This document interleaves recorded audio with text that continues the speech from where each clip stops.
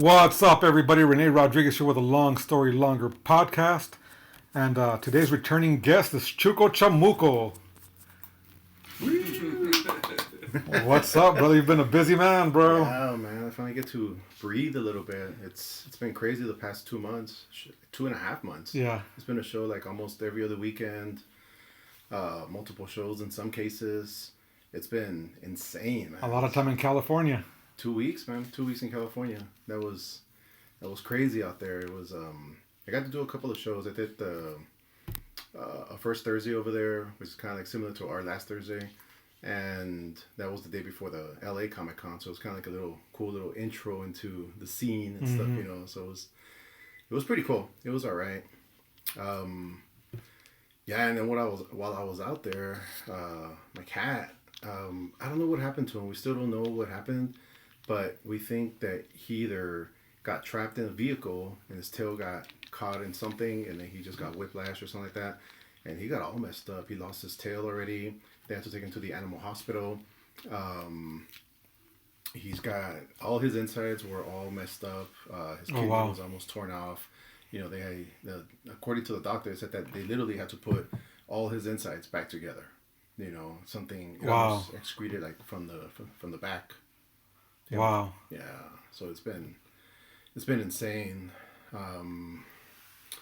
Fortunately, yeah, that bill ran up kind of high, you know. So I was like, oh man. So in a way, I kind of like wanted to do a raffle, and hopefully by the time this podcast comes out, like I'll have it in full swing. But starting on Dia de los Muertos, all the way up until Black Friday, I'm raffling off one of my original pieces. It's I call it the Singing Cat. It's kind of like based on Max. Right. It's a pastel piece, 30 by 40 inches. It's a pretty good size. Right. 30 by 40 inches. It glows in the dark with a UV light. And like I said, it's pastel. It's kind of like, it was before I started doing 3D. But it kind of has the 3D effect with the glasses. But yeah, that's the one that I'm going to try to promote, at least for the next several weeks. Right. To make up for some of those expenses, you know, because, yeah, Max, he's got his little following. He's got his Facebook page. Yeah, you know, yeah. People follow him and stuff. You know, people always asking me, what happened with Max? Last year he got shot by a neighbor with a BB gun, you know, and I had to call the cops on him. But, first, you know, there was that bill. And this one was a big one, though. I mean, it was either I do this or he dies. Right. It was one or the other, you know, and I didn't want to let him go just yet, you know. No. Yeah. No, that's good, man. That's just a lot of heart, bro.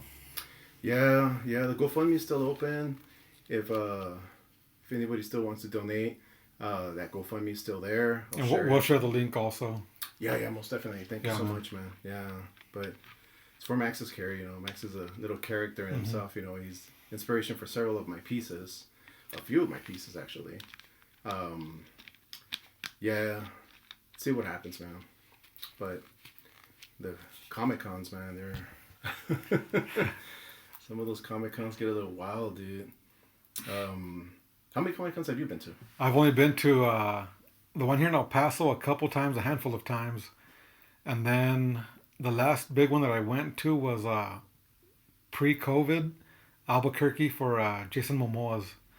Whenever he was there. But then also, actually, I didn't walk in, but I was working in San Diego for San Diego Comic Con this year.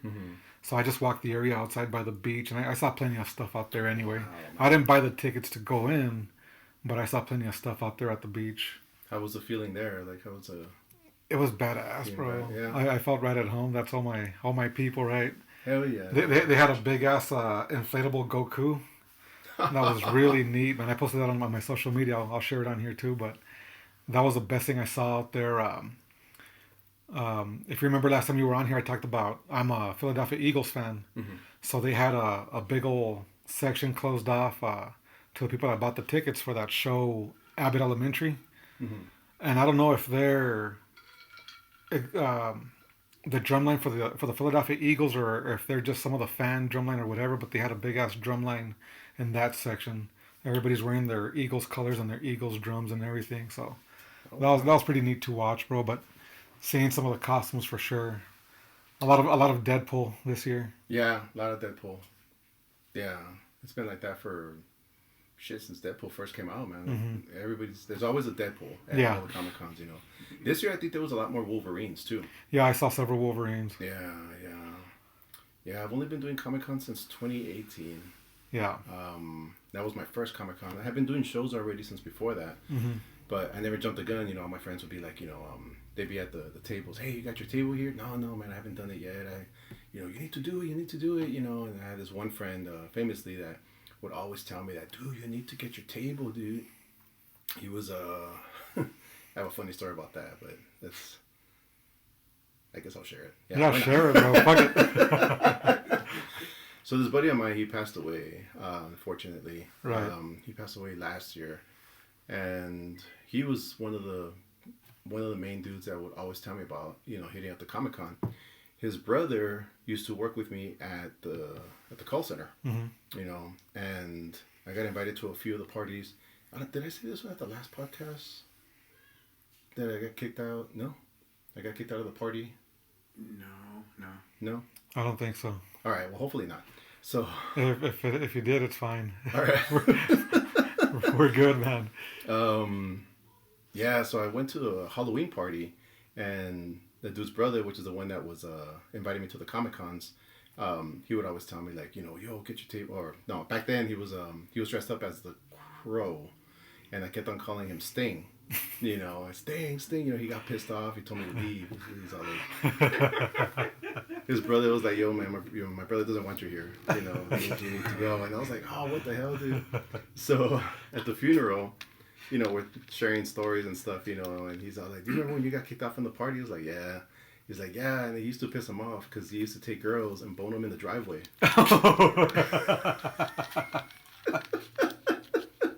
And I remember doing that maybe about 2-3 times. You know? Right. I would just drive to the driveway and just do my thing.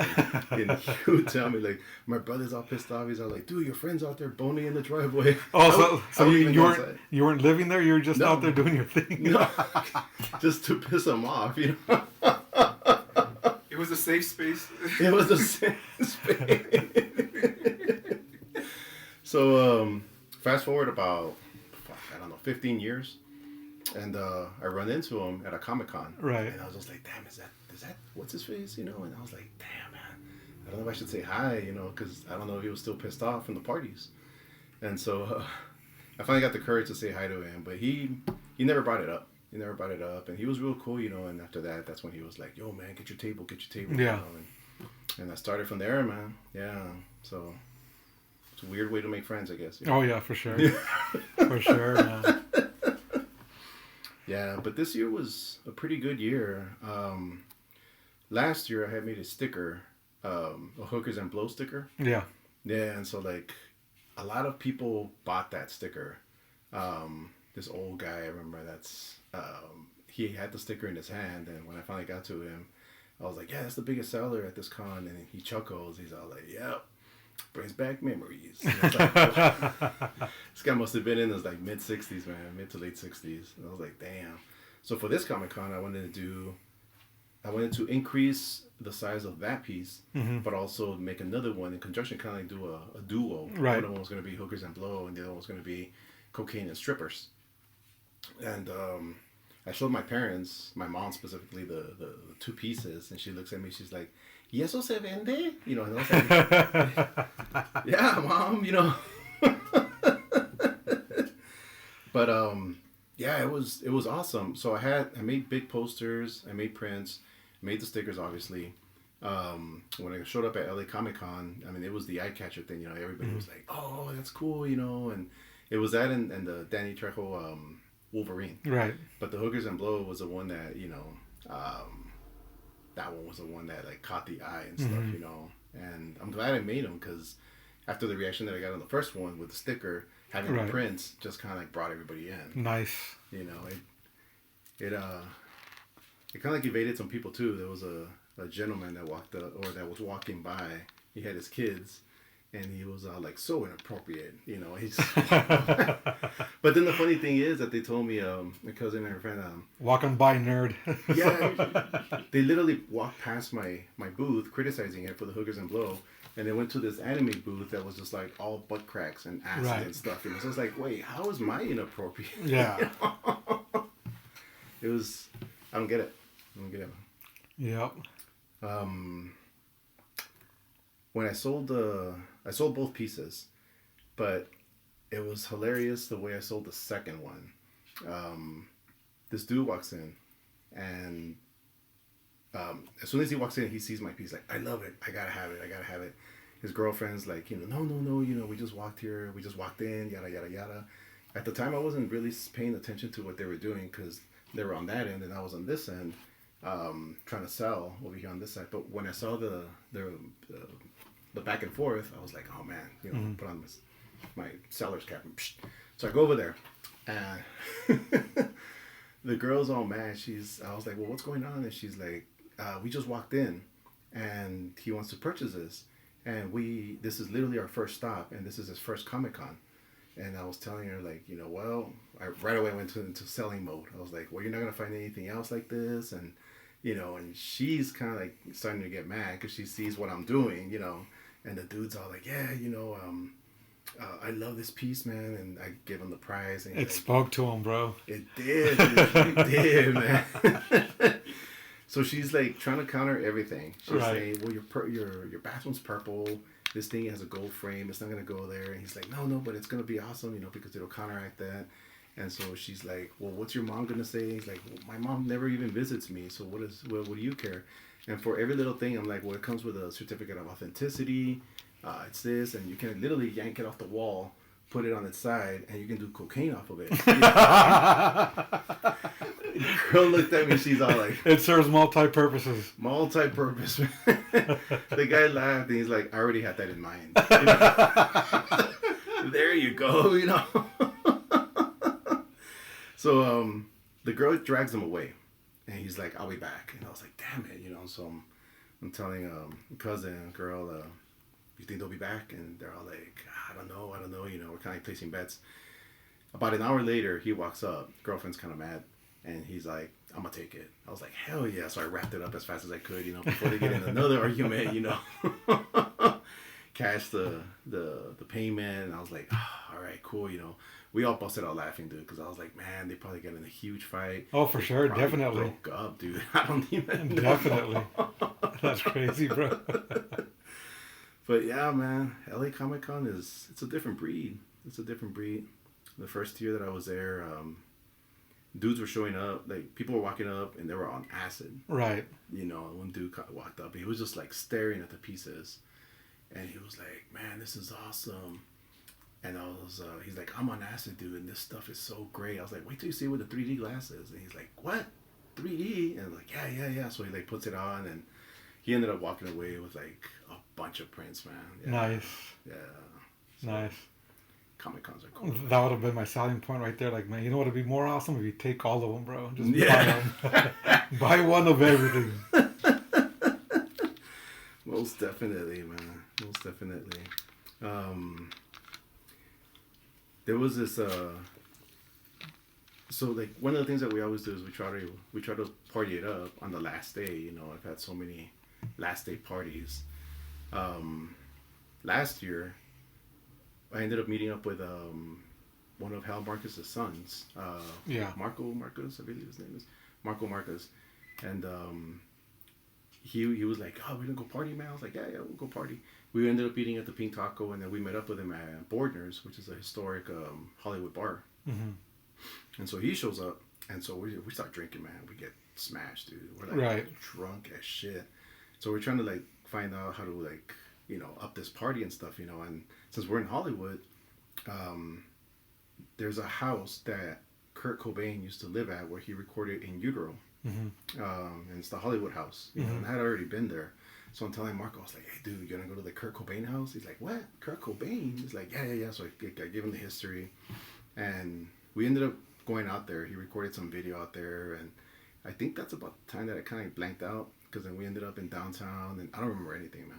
After that, I was just like, yeah, dude, it was insane, man. But though some of those after parties get kind of crazy, dude. I don't even know if that's what people normally do at Comic Cons, People go celebrate or whatever, I don't even know, dude. But yeah, it's crazy out there. And it's alcohol mixed with a bunch of other stuff, or a little bit of everything, or It's alcohol. alcohol's crazy, man. I don't touch vodka because that's the only alcohol that I consider a mind eraser. Oh really? Yeah, man. Like this right here? Yeah. I tried that one, bro, but I paced myself with it. I like the taste of that one. It tastes pretty good. It tastes pretty good. Porosos. Yeah, I was noticing your bottle up there, man. That's pretty cool, dude. Yeah, we got it at Rocky Point, Puerto Peñasco. My brother bought it. Damn. It's a good showpiece for sure, but like honestly, if you look at it, it's got like little things in the alcohol floating around, little floaties. Yeah. What is that? Poison? Probably, man. I wouldn't drink that shit. I wouldn't touch it. I don't think I would, bro. No? Nah. I know it's good decoration for sure, but I know if my brother and his friends get drunk enough, they might want to open it. Yeah. I don't know I don't know, man. Like if you offer me this, I'd be like, nah, dude, I think I'll take a pass. I imagine it's probably formaldehyde tasting. Probably. But it looks nice though. It does, man. It's And they still had a bigger bottle with I think 1 or 2 more scorpions in there, but they were bigger fuckers too. Not as a lot bigger than these here. I never seen them like this big in a bottle. Never, bro. Like some small one or the something. small like ones, that, yeah, bro. Yeah, we bought that and we bought some other mezcal that was flavored. So we had we bought 2 coffee flavored mezcales. It's like a creamy mezcal, a pistachio cream and a chocolate cream, and the coffee ones they were badass, bro. Oh hell yeah, dude. They were really good. Oh yeah. I remember one time we went to the Rainbow Lounge, and I had been drinking. Do you remember Adios Motherfuckers? Adios motherfuckers, no. No? Oh man, those are the drinks. Adios Motherfuckers. No. Y'all never had those AMFs? I mean, No. you probably gave them to me and I don't remember, but. It's literally like a mind eraser. Yeah. You can't drink more than 3 because then after that it's like, you know. So I'm drinking like Adios Motherfuckers at the Rainbow Lounge in LA, and I see Ron Jeremy pass by. Oh wow. Yeah. The hedgehog. The hedgehog. This was before he got arrested, obviously. You know, it was like actually just a couple years before he got arrested, and he's standing there, and I had already seen him a couple times before that, and I was like, "Hey man, do you want some pizza?" And he's like, "Yeah, sure," you know. So we started talking about, you know, the porn industry. I'm asking him, like, where's the money at? Is it in Vegas or here, you know? And he's all like, oh, you know, Vegas has the money, but here's where the business is. And he's grabbing pizza, he's eating it and everything, you know. And he ends up, you know, whatever, he took off and stuff like that.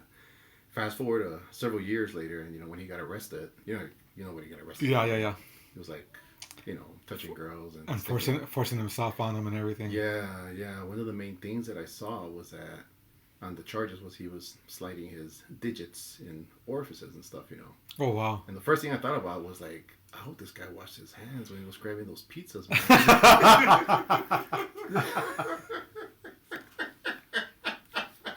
The special sauce. A special sauce, man. I was like, pizza smells funny, man. That dude was so gross, bro. Whenever I'd see him on, was it Celebrity Rehab or one of those shows on VH1?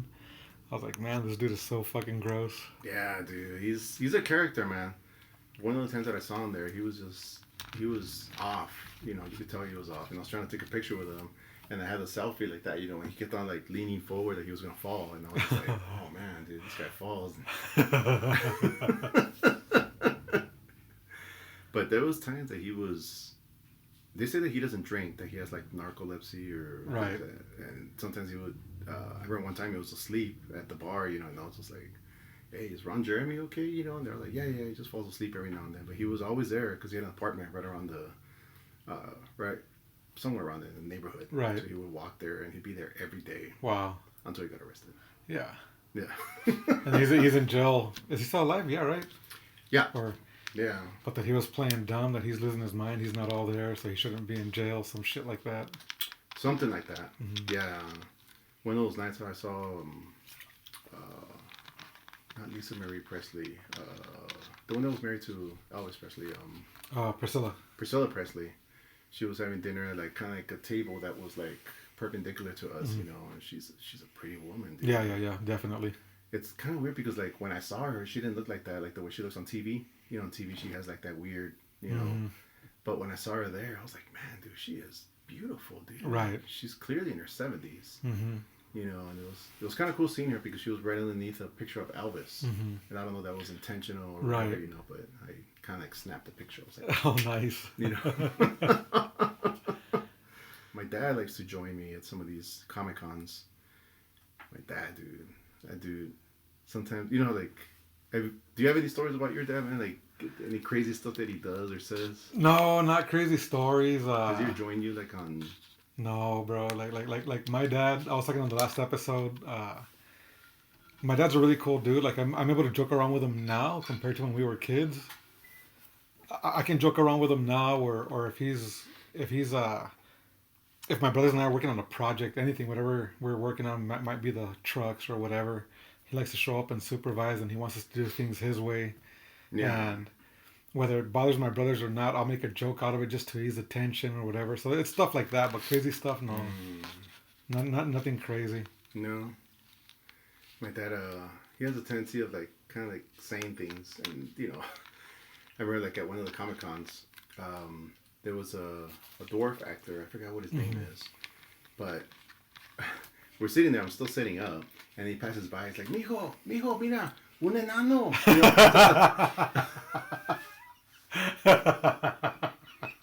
My God. and I'm just like, Dad, you know, keep it down. No entiende. Told me it was a white guy, you know. I was like, no entiende. And I was just like, how do you know that? You know, like, you never know.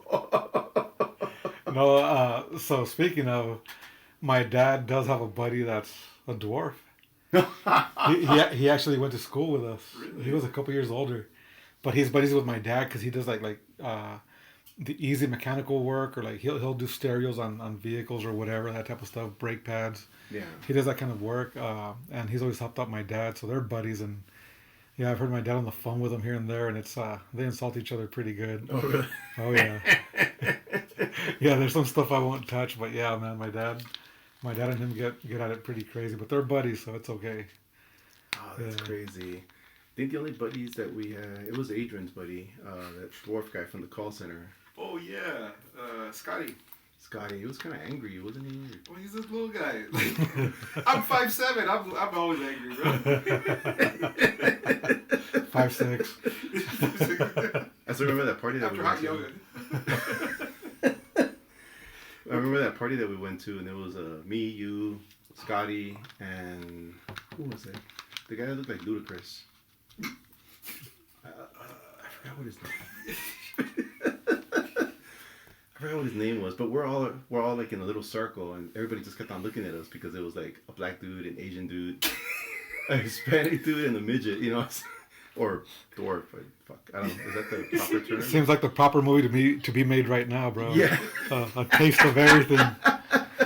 You got a taste of everything. The DEI blockbuster of the summer. Yeah. So my dad one time, we're I forgot which Comic Con. It was here in El Paso, but I don't know if it was this year. No, it was last year, 2023. So I'm selling stuff, right? This kid shows up, and he's kind of like one of those kids that's in the spectrum, right? Right.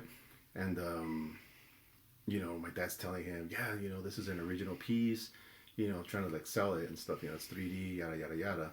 And the kid takes off his stormtrooper helmet, and he's all like, no, this is an original helmet. And he's like going off on like stormtroopers and all this stuff, you know, and he's kind of like being overly dramatic, right? And then he sees some other kids, and they have lightsabers.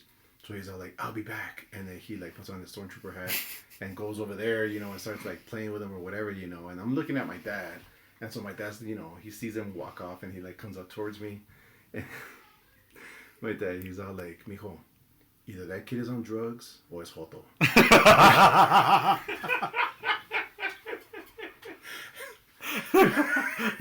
Not filtered. Not filtered, dude. And so, I'm telling my dad, you know, que si está malito, you know, what he's, nah.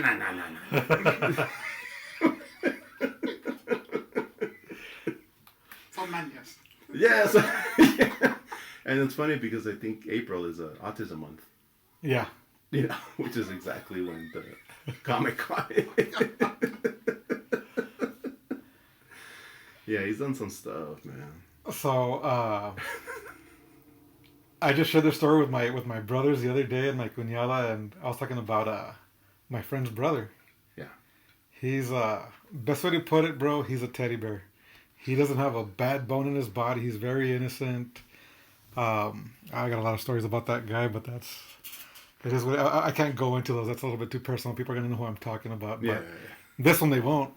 But my buddy had bought me tickets, or he had bought tickets for this is about 12 years ago, give or take. No. Yeah, longer. It was 2008. Now that I remember, I know it was 2008 because that's when I bought my new truck at the time. Mm-hmm. But my buddy asked me, he's like, "Hey man, do you want to join me in San Antonio for some heavy metal festival?" Yeah. And it was going to be like an all-day event outside in San Antonio. They're going to have several stages, and then the main stage where they're going to have whatever bands, And What time of year was this? that would have been 2008. Like what time? Like summer? Or? I think it was at the end of summer. So it was still humid, bro. Yeah. So I got a story about that too. So there's a band called Airborne from Australia. They sound like AC/DC. Mm-hmm. They're badass, but they're a good band. But the vocalist starts singing and gets a Tecate Light, and he chugs about half of it, and then he chucks it into the audience, bro. And I grabbed the can all fucking like a scene out of a movie, right? And I grab it and I chug that can too. That Tecate was hot because of the weather, bro. So it was the worst tasting Tecate ever, man. I don't know if they were drinking it that way or they just had it there in the sun for too long and the vocalist sang whatever he drank. And yeah, man, that was the worst Tecate ever. Oh, wow. But anyway, my buddy tells me, he's like, "Hey, man, I got you a ticket, but there's a catch. You got to bring my brother with you. Because my buddy was living somewhere else. I can't remember where at the time. And his brother's here in El Paso. Again, his brother's a sweet dude. Not on the spectrum. He just doesn't have a bad bone in his body. Mm-hmm. People are going to think he's what your dad said, but he's not. Yeah. But on the way to San Antonio, we took his car. I didn't want to take my truck because I'd already taken my truck on a road trip prior to that. Like a week or two prior. So I don't want to take my truck on a road trip again. And we took his car and driving up to San Antonio, we stopped pretty much at every truck stop on the way. Mm-hmm. And I'm not used to traveling like that, bro. Like, if I travel, I only stop if necessary. If I'm hungry, I get food to go and I take off. If I've got to use the restroom, I'll pull over, pee on the side, and I'll keep on going, right? Yeah. That's how I travel. How come he had to stop? Or? He just liked to stop a lot, bro, and sightsee or whatever when there's nothing there, But as far as restaurants, he wants to sit down and enjoy his meal, too. No. And I'm like, no, I can't. So what would have been an 8 or 9 hour trip turned into like 12, 13 hours, give or take. So anyway, I was already kind of flustered with him, but I get him to San Antonio. We see the show the following day. We have a great time, and well, long story short, the following day we're driving back to El Paso, and I'm like, bullshit, he's gonna drive. I'm gonna drive this time. So I drove. I'm like, hey, I got it. I'm gonna drive from here on out. So I start driving back home. And he wants to stop. I'm like, no, we're not stopping it, bro. We're going to make headway. I got to get home for X reason, whatever I told him. So he'd fall asleep. And have we passed any restaurants? Whenever he'd wake up, I'm like, yeah, dude, but I'm not hungry yet. We'll stop here in a minute. So we keep on going. Eventually we stop at Dairy Queen or McDonald's somewhere. We grab food. We grab it to go. We hit the road again. This dude falls asleep. And about the time that we're in Fort Stockton, he wakes up and he's like opening up his eyes like a newborn baby bird, right? He's looking around, and it's raining. I think the rain's what woke him up, and he sticks his hand out the window, and he's doing this motion out the window, and he starts fucking cupping the water or whatever. And again, this was an outdoor event, so we're all sunburnt, right? He starts cupping the water, and then he goes, boom, on my neck, and starts caressing my neck with the rainwater. And I'm like, no, dude, whatever, right? Like, no, dude, what are you doing? He's like, oh, it's because you're sunburnt. I thought it would feel good, Rene. I'm like, no, dude, you don't do that to another man, bro. Come on. But oh, man. Everyone heard that story of... He meant well, though, but yeah. Oh, sorry, my bad. No, you're good. I'm just saying he meant well. Yeah. There's a story that's like that with... what's this? A black comedian? The guy from Bad Boys, not Will Smith, the other guy. Martin Lawrence. Yeah. And he like talks about that, but it goes into what my dad called the guy. That's a whole different story, though. Yeah. Did you finally make it on time? We got home in good time, bro, Yeah. for Was sure. he pissed? No, he was okay. Like I told you, he doesn't have a bad bone in his body, Yeah. bro. He's a sweet dude, bro. It's not in his character to be mean. Dads are something else, man. So, I don't know. They lose like the filter or something like that. You know, like I'm pretty unfiltered at times. I'll say some shit. You know, I can't imagine like when I get old. Have you imagined like how you're gonna be when you get older? I figure I'm gonna be more of the same, just más menso maybe. I'm not a menso now, but I imagine as I get older, I'm gonna stop caring about certain things, you know. And Yeah. Yeah. I don't see myself wearing blazers or those sweater vests or none of that stuff. But I could see myself wearing blazers. Shit, I wear them now. nah, I'll probably dress the same way I'm dressed right now. Is what I'm hoping I'll be doing. I had a coworker at work, and he was pretty unfiltered, and he didn't give a damn about shit, man. He was just like said whatever was on his mind, and I have a feeling that I'm gonna be like that guy. Right. Just, you know, whatever comes out, you know.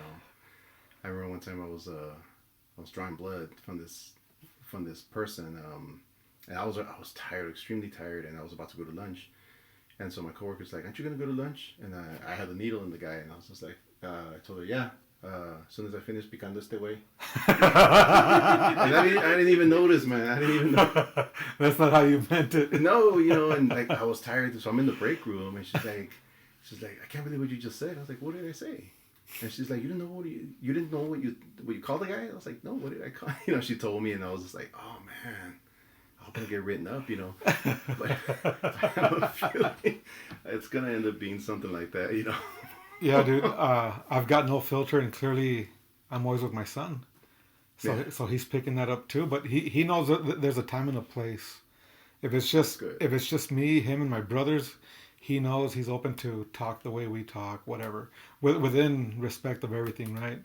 But I feel, even though my dad didn't intend it to be that way, like my dad did talk a certain way, and I think for sure, I pushed the envelope the way I talk. My dad wasn't as bad as I am. Definitely not, because my dad's really very stern, he's very who he is. Yeah. I'm a lot more blunt, I think. And right I figure, yeah. But I figure it's gonna give Miko character for sure. You know, it's gonna give him street smarts, is the way I see it. That's for damn sure. Like right now, when he was asking you about what do you do to like not have those cravings to eat it.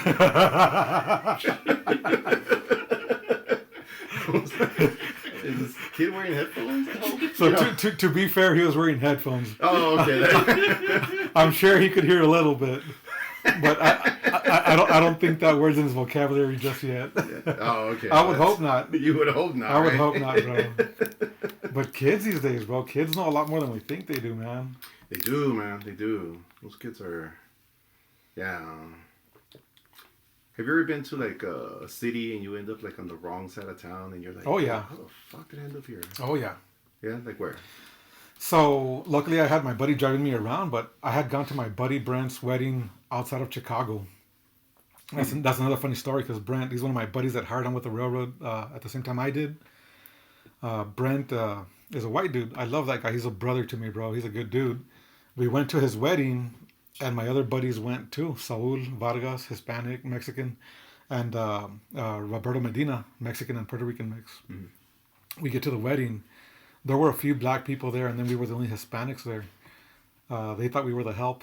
I shit you not. They thought we were the help, and my buddy Roberto's like he was quick to get offended. He's went to go, nah, we're with the groom, ma'am. It ended up being the groom's mother-in-law. He's like, no, we're with the groom, whatever. So, you guys bring the pizzas? but everything went well. But so the days after the wedding, we hung out around the Chicago area, whatever the downtown area is called, whatever, right by Wrigley Field. Yeah. We started partying over there, and we ran into my cousin Alex and her man over there too. But when Roberto was driving me around before we went to the busier part, somewhere by the Bull Stadium, excuse me, we stopped at a bar and had a couple beers there to pregame. But he said, right here where we're at, we can't cross the street on that side of the bar. He's like, the second we cross that light, it's over for us. Hispanics can't go in there. Really? They just can't. You know how Chicago is with the violence and everything. Yeah. So one of the other things that I saw out there, we were driving. I stayed at my buddy Saul's house one day, and these two girls had just gotten shot and killed at this one corner, and it was all over the news when we were there. But that stuff happens there daily, right? Yeah. But you would think they got the roadside memorial where they got shot, and you would think they're gonna have their better pictures of them mounted on the little memorials, right? Yeah. No, dude, it was selfies where they're in the bathroom mirror in their sports bra or their bra and their panties, empty bottles of Hennessy and whatever flowers. Hennessy. Yes. But you're like, I'm assuming they got whatever pictures they found on Instagram or Facebook, but choose a classier photo. I mean, Yeah, no kidding, man. No kidding. I went to the Compton cemetery, yeah, and it was just nothing but Jerry curls, dude. yeah, Yeah, it was hilarious, you know. You could tell a lot of those people died like in the 80s. yeah. You know, there's no Jerry curls everywhere. And I was like, damn, man, some solo. Late '80s or early '90s still. Yeah, dude, yeah, coming to America time. Yeah, the solo. But is Compton still the way it was back then, or? Yeah, it still is. It still gets crazy out there and stuff. You know, my cousin tells me that let's not go there at night. One time we were kind of drunk and she's like, "You wanna go to Compton?" It was like 9 p.m. I was like, "No, dude, you told me earlier, like never to go there at night." She's like, "Yeah, whatever, you know." I was like, "No, man, I don't want to go to Compton, dude. Not right now. Yeah, car breaks down and you're fucked after that, you know." Yeah, Get a flat tire. when I first got hired by the railroad, we were working in Montana. Well, sometime after I got hired, we were working in Montana on a Blackfoot Indian reservation, and our hotel's connected to a saloon. Same building and everything. It's a small town in East Glacier, Montana. It's a Blackfoot Indian tribe, and we run into a legit mountain man. This white dude. It's cold as fuck out there. He's wearing a sleeveless flannel shirt, no sleeves, nothing, just bare arm, and he pretty much gave us the insight to stuff around there, and he tells everybody on the gang. And so the first gang I was on, it's mostly white dudes from Oklahoma and Kansas. Yeah. And yeah, I think it was just white dudes and then me, the only Hispanic guy there. And then that mountain man tells us, "Have you guys been to that saloon at your hotel?" And we're like, "No, no, no, not yet." And he goes to everybody, "Yeah, don't go in there." He points at me, "You'll be okay. You guys won't, so don't go in there." But dude, I can't tell you how many times I was out there. Yeah. And all these Blackfoot Indian people would ask me, "Are you native?" And I would say, "You know what? I've got blood in me, but I don't want to say a rival. I'm assuming there might be rival tribes. I don't know, you know." Yeah. So I'm like, I know I've got Native American blood in me, but I don't know what tribe. I don't know anything. I'm Mexican, bro.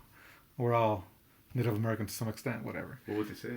No, they were just that was cool. They were friendly for the most part. One of the places that I accidentally found was 27th Street in Phoenix. Have you heard about that place? No, but I've heard of Van Buren, and was it Van Buren? And another one was also the ghetto area. But 27th, no. Yeah, man, I was. I know that's North Phoenix, no? It's kind of North Phoenix, northwest ish. Yeah, I got in a hotel, and it was a hotel that was next to the DoubleTree, and I had to take. I took that highway that goes up, but it says that the highway finished. It ended, so I had to get off and go into one of the streets. So I was like, well, this one's kind of like a main street, right? It'll take me straight to where the hotel was, and it's kind of like the hotel is kind of like in this circle thing where like there's a mall, there's a small little amusement park, there's like an In-N-Out, there's a Texas Roadhouse, there's a Skechers store, there's like you know, to me, like I saw it and I was just like, all right, you know, it seems like a little outlet place or whatever like that. So I'm driving up and I'm at a red light, and I look over and there's this girl, and she's like, she has a pipe in her mouth, and then she's like getting foil paper and just kind of like doing like this on her leg, and it's broad daylight. It's in back of a 7-Eleven. And I'm like looking, I'm like, dude, like I can see you, you know, and so can everybody here at the red light, you know. We keep driving, and there's like hookers and stuff, you know, and I was like, dude, where the hell is this hotel? You know, I'm headed towards a DoubleTree, you know what I mean? Yeah. I'm not at the DoubleTree, I'm the one next to it. So finally get to the hotel. I find the DoubleTree. It's like, okay, it's right across. So I go over there, I check in, and the hotel was a dump, dude. The what do you call it? The Google thing was very misleading. Right. Because later on we went to the outside, like closer to where like the Texas Roadhouse was, and all the rooms on that building, they all had X's on the doors. They didn't have. It was just a hole for the doorknob. It was just like vacant or whatever. Right. The windows were boarded up. I'm staying at this hotel, but just not in this part. Mm-hmm. So I was like, Jesus, dude. Needless to say, like that's the last time I was in Phoenix, and then I went on YouTube and I was looking up like sketchy places. I forgot how I even got into that rabbit hole. That rabbit hole, yeah. So I was talking about Phoenix and 27th Street, and I was just like, oh man, that's the street that I was on. And they like start showing all the stuff that happens at night. They're interviewing prostitutes and like homeless people and all the crazy stuff. And I was just like, oh man, I accidentally discovered this. So it was pretty intense, So I'm continuing like watching some of these places. Like I started looking at Philadelphia. What is that one street though where like all those zombies are at or whatever like that? People on heroin. Yeah. So I was like, I wonder where the one in LA is. Since I'm headed there for LA Comic Con. So I ended up finding Figueroa Street. You heard of Figueroa Street? I've heard of Figueroa on podcasts. Yeah. So we passed by there, and I couldn't believe how open prostitution was there. Wow. Every street corner, dude. Every street corner of those, and they're like scantily clad, and a lot of them were like hot, dude. Like, I don't know, maybe I'd risk it, So I started like hearing some of the interviews with them, and they talk about all the crazy stuff that they do and everything, and I was just like, yeah, maybe not, You know that comic Martin Rizzo? Yeah. He's always talking on his Instagram about Figueroa Street. Really? Yeah. Dude, it is crazy there. I took a bunch of pictures, man. Yeah. It's something else there. We went there a couple times and snatched some pictures and stuff, Well, snatched some pictures. We see a bunch of that stuff since I'm working in San Diego. We're working downtown in the smack center of downtown where the train depot is at. So there's people walking all day through there, right? So there's a bunch of homeless people, transients or whatever you want to call them. And there's an aggressive guy at the corner right there where we're working at the street light. He's an aggressive guy. He's got a big old beard. I don't know if he's Hispanic or something, but he's cursing. People walk by him. He's got his sign and everything. He's asking for money, but he's cursing and yelling. And then he kind of walks like a rooster because he's like puffing his chest and doing this motion when he's walking, and he just looks crazy, man. I think might be the same guy that my boss tried to go take water to. Yeah. A couple of work hitches ago, and he's like, nah, man, I was gonna take the water to him, but I saw that he was eating rocks, so I just left the bottles of water right next to his feet and walked away. Dude, this last work hitch, because they do look like zombies sometimes, man. But this one, I felt really bad because it was a pretty girl, bro. She's wearing some like a pink hoodie and pink sweats that match. They were several sizes too big for her, but they were staying on somehow, whatever. But it was like really baggy clothes, and she was, to me, she had a Russian accent at first. Whenever she spoke English, she spoke like the classic Russian villain in whatever movie, right? But then she saw that we were Hispanic, and she started talking in broken Spanish too. Por favor, deme agua, me voy a morir, me voy a morir. And then she would start talking in English, and that's where you would hear the accent. Like I said, I can't do a Russian accent, but I need water, whatever it is. So my crew's all there. I'm there. I'm the one that's closest to the cooler, and all we have is Gatorades and one water. We normally have more water, but we were out. So I grabbed one Gatorade, I grabbed one water, and I hand them to her, and she starts chugging the Gatorade, and I can't remember if I went back to close the lid of the camper where the cooler's at, but when I went back there to do that, I just hear her losing her shit, and she's like, "You're trying to poison me, me están echando veneno," like real sweet innocent voice, and then she starts shoving her fingers in her throat, and everybody's around her, my coworkers and I are around her. She's like, oh. What the hell? And did she actually puke or no? I walked away before I could see it. Did you get the money shot? But Yeah, I would have started recording. World star. We all skedaddled, bro. We were like, no, but it's sad to see for sure, bro. Yeah. A real quick one. I had another one where we're driving up to the office, and we take a corner light to get onto the harbor. It'll take us straight to where our office is at. And there's a cheesecake factory at the front of that corner. And there's this redheaded girl, like cursing everybody. And I had my window down, and my coworkers had seen her before I did because I was on my phone or whatever. Yeah, she's flipping everybody off, and I got the window open, so I looked to my right. Fuck you too, and she fucking everybody's on something over there, bro. Yeah, most definitely. It's sad to see, bro.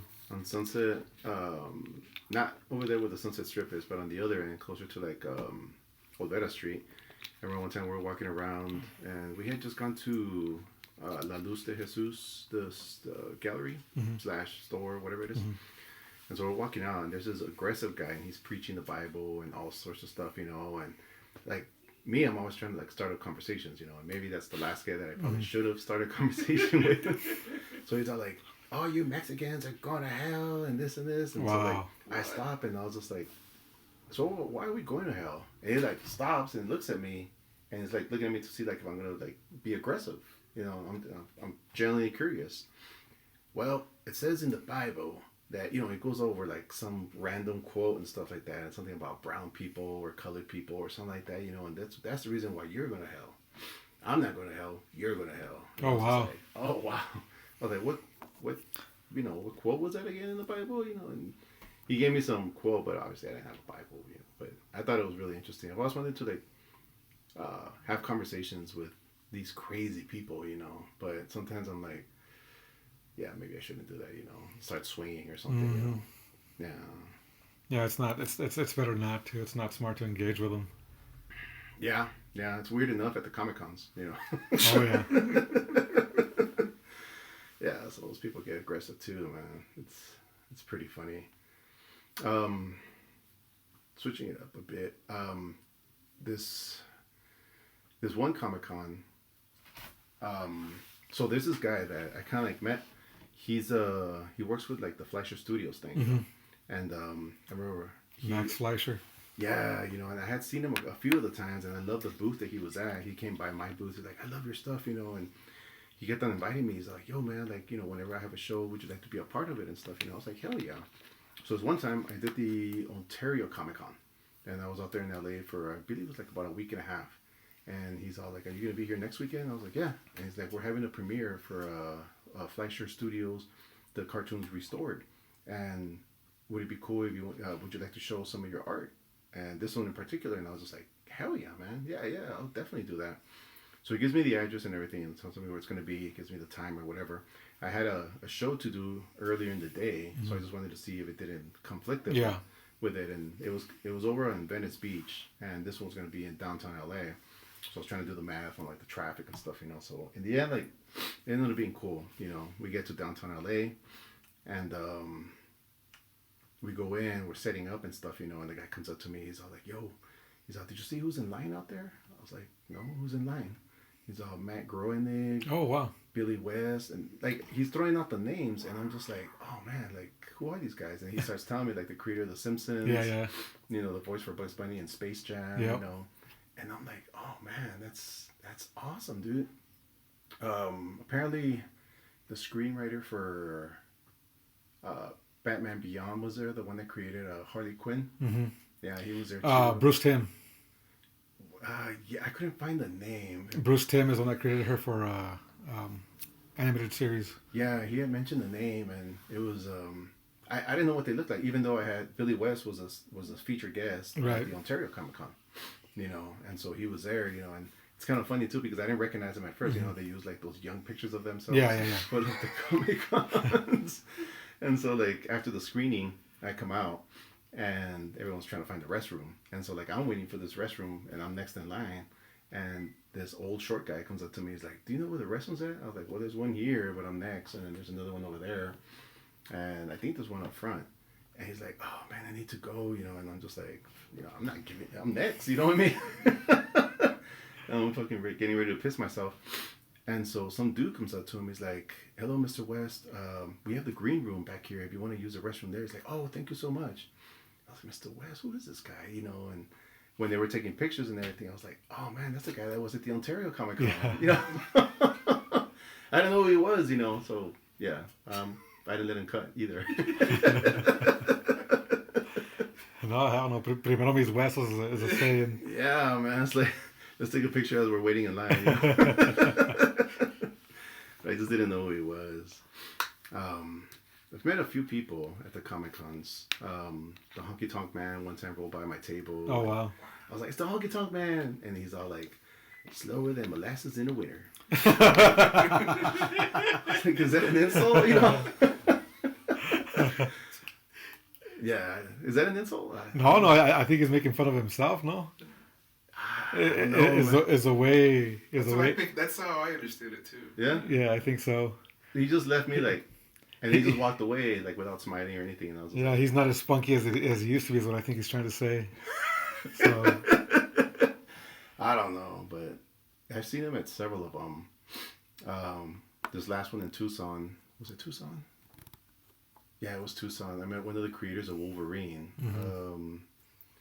Roy Thomas. Okay. Apparently he was a Marvel editor-in-chief after Stan Lee. And he kind of took over the duties and stuff, but I saw that there was like 2 names to the Wolverine creator, but there was the third one, which is him, that he kind of had thrown his hat into the pile of the creators of Wolverine and stuff. And it was kind of cool because I had just made that Danny Trejo sticker with him as the Wolverine variant, the Weapon Max, you know.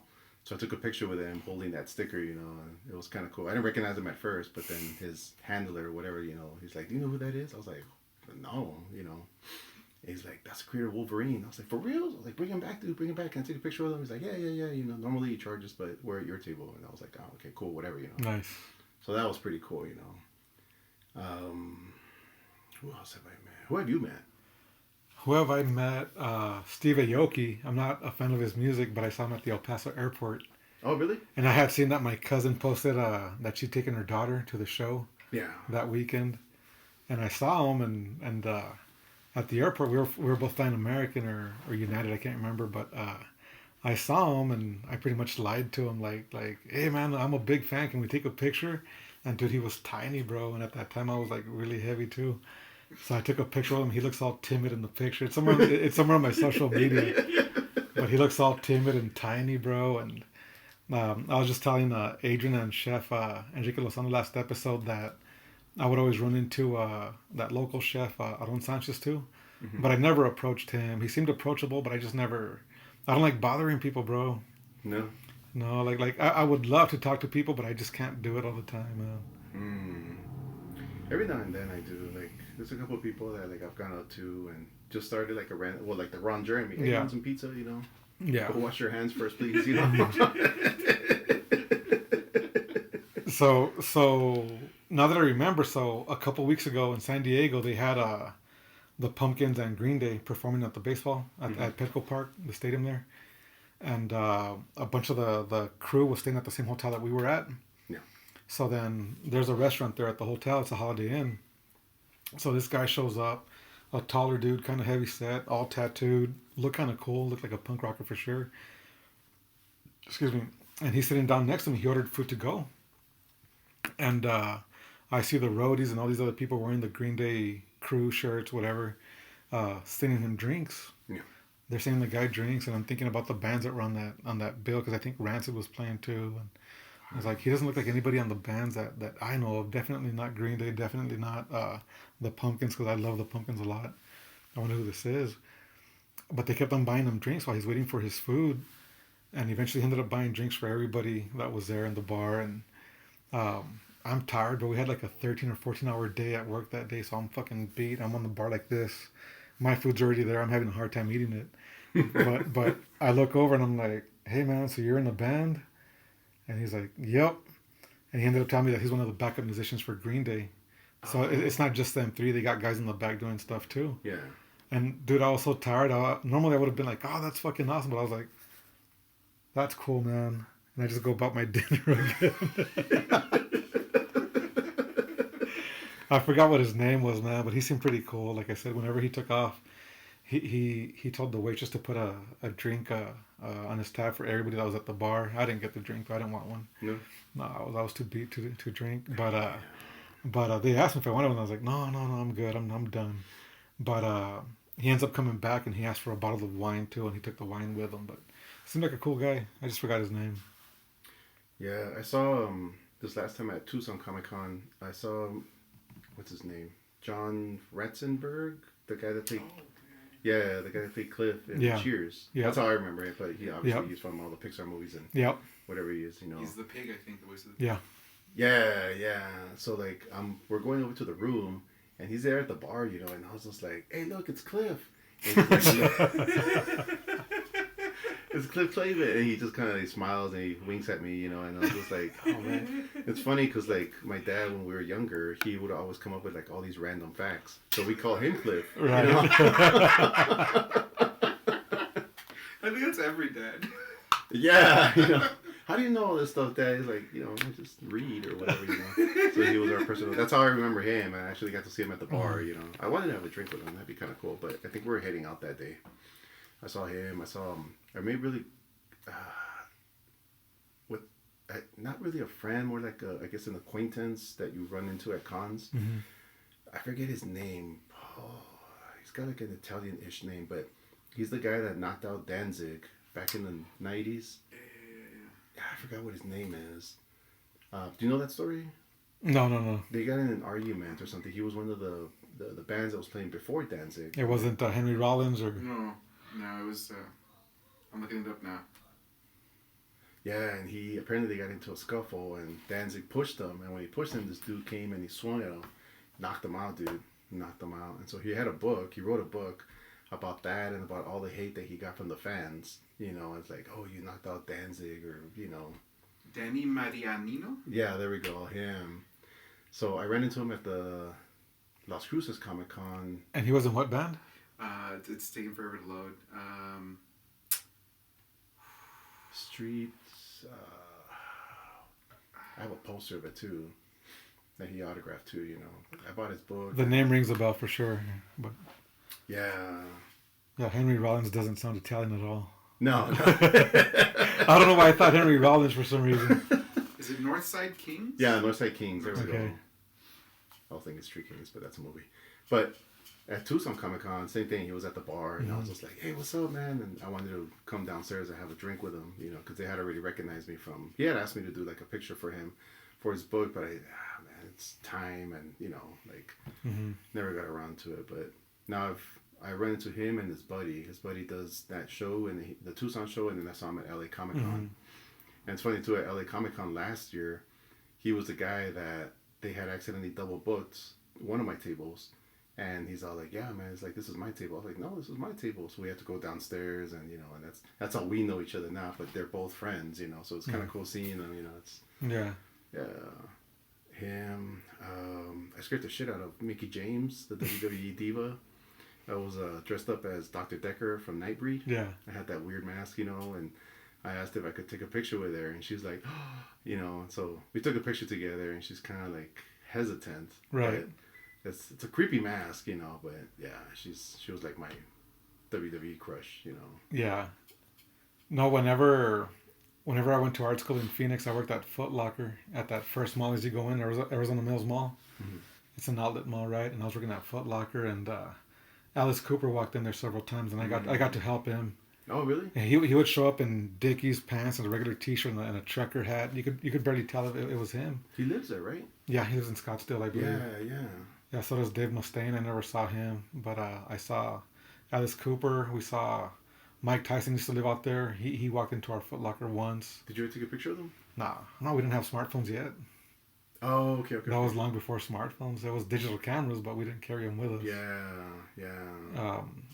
I don't recall if I was there when this happened or not, but I remember my buddy that worked with us had said that Sarah McLachlan had walked in there too. What I did have happen was behind the register we had the big old basketball court at Foot Locker, right? And a bunch of the celebrities that would come would sign it. They would come and sign the basketball board, the backboard, and this guy shows up with a big old posse of his people, right? He shows up and again, it's an outlet Foot Locker, man. He's buying a bunch of shoes for himself and his buddies, and one of his buddies in his posse is like, you're not gonna give him a discount, and I'm like, no, I'm a kid. I'm like 18 or 19, whatever, right? I'm like, no, I'm not gonna give him a discount. Why should I give him a discount? I don't think I was rude like that, but I was like, no, I can't give him a discount. And he's like, not even because of who he is. I'm like, I don't know who he is. And he mentioned he played for the Arizona Cardinals, and I'm an Eagles fan. I wasn't trying to be a dick either, and I don't know why the first thing that came to my mind was, well, he's not Deion Sanders. But get this, I got the right last name. Just coincidentally, his name was like Ryan Sanders or something, something Sanders. So he corrected me. Wrong. It's whatever the fuck Sanders. I'm like, oh, I'm sorry, man. He's like, no, I ain't gonna sign your backboard. I'm like, no, that's cool, man. That was back in '99 or 2000. So whoever Sanders that played for the Cardinals that's who that was. Man, that's crazy. Mm-hmm. I met Bernard Hopkins. He's like one of my heroes in boxing, dude. Wow, He had a photo shoot, or not a photo shoot, meet and greet with photo and stuff like that over here on Fort Bliss. Mm-hmm. Golden Boy was having a card at the Don Haskins, and I guess through I forgot what the name of the group is, but it's for like veterans and stuff like that. They had got him to do the autographs and stuff, So when I found out he was there, I was like, oh, no way, dude. So I raced it to the PX. And sure enough, man, he was there, dude. I was like, oh, man, this is awesome, dude. He's a living legend, man. Bernard Hopkins, dude. I got all starstruck because I wanted to, like, ask him about certain things. I wanted to show him that one piece that I had made that's kind of, like, inspired by his last fight, the one we got knocked out of the ring. Mm-hmm. I did a cartoony one where, like, it's a robot and it's, like, punching a rabbit, and the rabbit's, like, I don't think he would take kindly to that. I don't know, well, I mean... It's a great piece. I love it, man. It's a really great piece. Yeah, it's a pastel, it's... Yeah, I don't know how he would have taken that. Yeah. Yeah, I love that match. We got your ass beat. It inspired this. Inspired this, yeah. But he does clean living and he doesn't drink. Yeah. Like he's very, very vegan, right? I think very, very healthy as far as what raw he eats. Vegetables, everything, man. Yeah, dude, that dude's an inspiration, man. Yeah.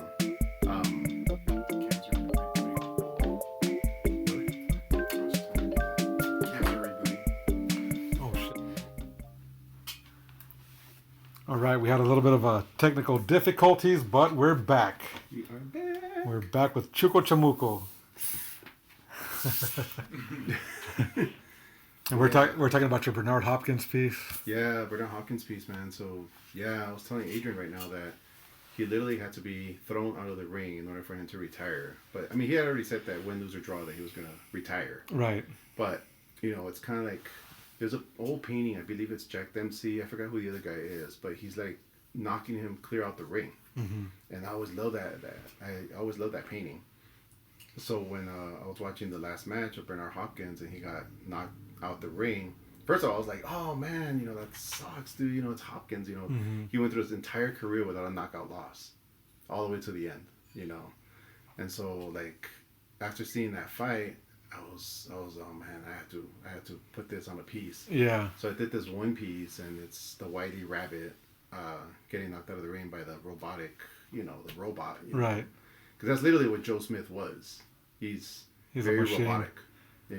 It's very strong. Right. But yeah, man, the whitiness of the rabbit just only carried him so long. Yeah. It was 51 when he finally retired. Yeah. That's old for boxing, man. Yeah, I remember Joe Rogan would always talk about him, how he should stop fighting or. Yeah.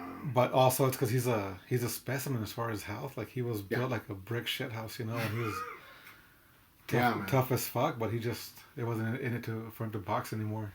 That dude's gonna live to be like 100 years old, man. Yeah, you're off to God's years, you would hope. It's all the precautions that he's taken. It's like Floyd Mayweather's gonna die like before him, even though he's younger.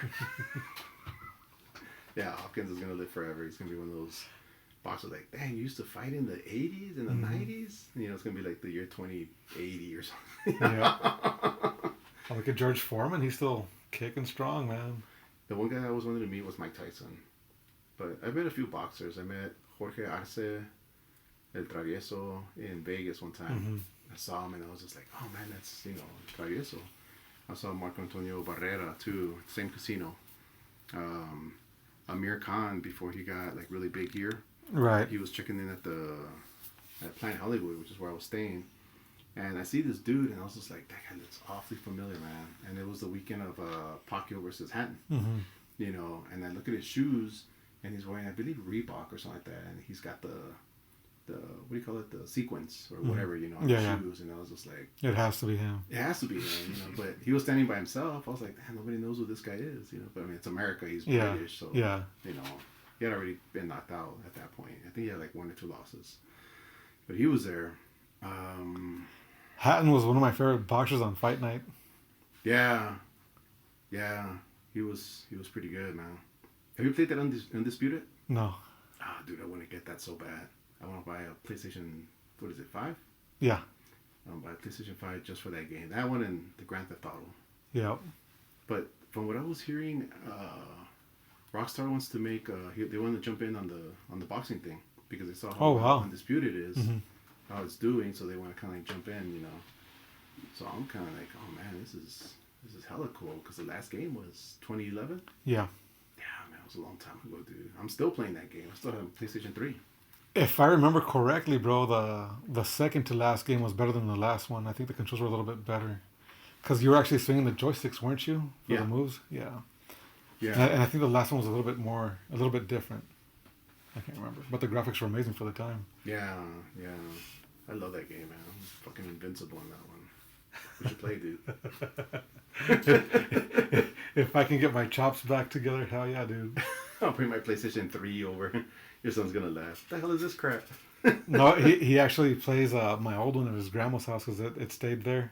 Mm. And he plays, is it my PlayStation? Yes, my PlayStation 3 that he's playing on whenever he visits his grandma. The one person that I always kick myself in the butt for not getting the autograph is Stan Lee. He was at the Albuquerque Comic Con. Mm-hmm.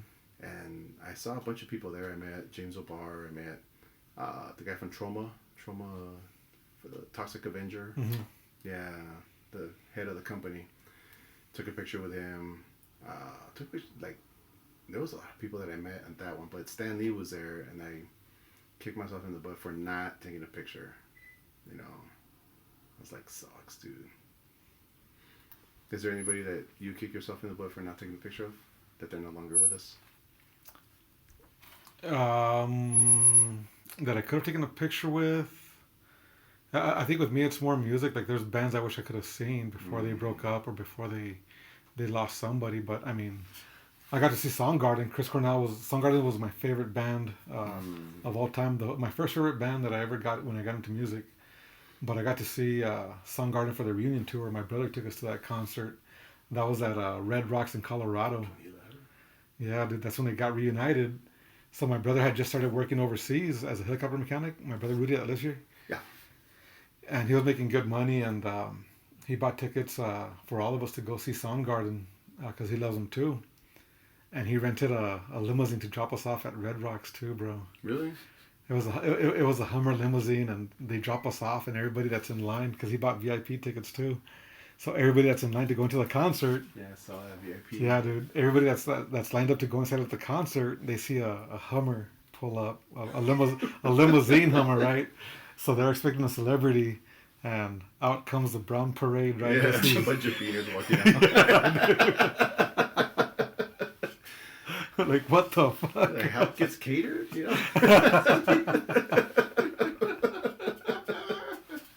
But that was a good show. Like I don't regret that one because I got to see Chris Cornell, my favorite vocalist of all time. I got to see him at least one time. I regret not seeing him as Audioslave. I had a chance to go see him as Audioslave, and I didn't do that. I'll kick myself in the ass for that one for sure.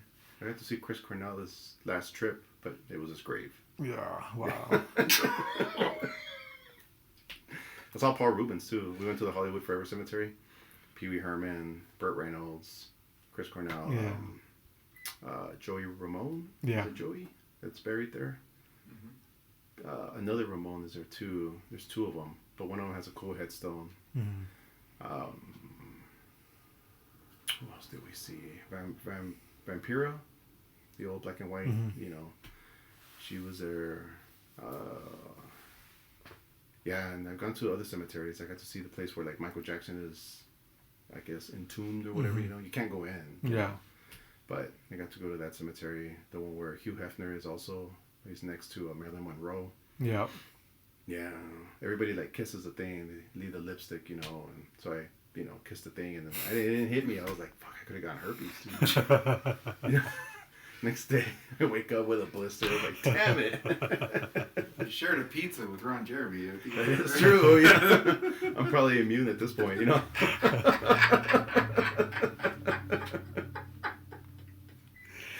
Oh shit. Oh, speaking of which, so I was doing the comic and film expo, Right. but it was the last year that they had done it. And on the last day, it was Halloween weekend. Mm-hmm. On the last day, I decided to go out and party right there on Central. This is in Albuquerque. So I go out and partying it up and stuff, I get pretty wasted and stuff, and it's 2 a.m. Everybody's going home. And I see this one girl, and I was just like, oh, man, I want to talk to that girl, right? She's walking by herself. I was like, man, it's not creepy, right? 2 a.m., I'm staying at the nice hotel downtown, the Andaluz. Mm-hmm. Andaluz Hotel is kind of like their Paso del Norte, the historic one, the really nice one. So I'm like, yeah, I just tell this girl that I'm staying here, of course she'll stay with me, right? I see this dude, I'm trying to like walk fast towards her, and I see this dude go up to her and starts talking to her.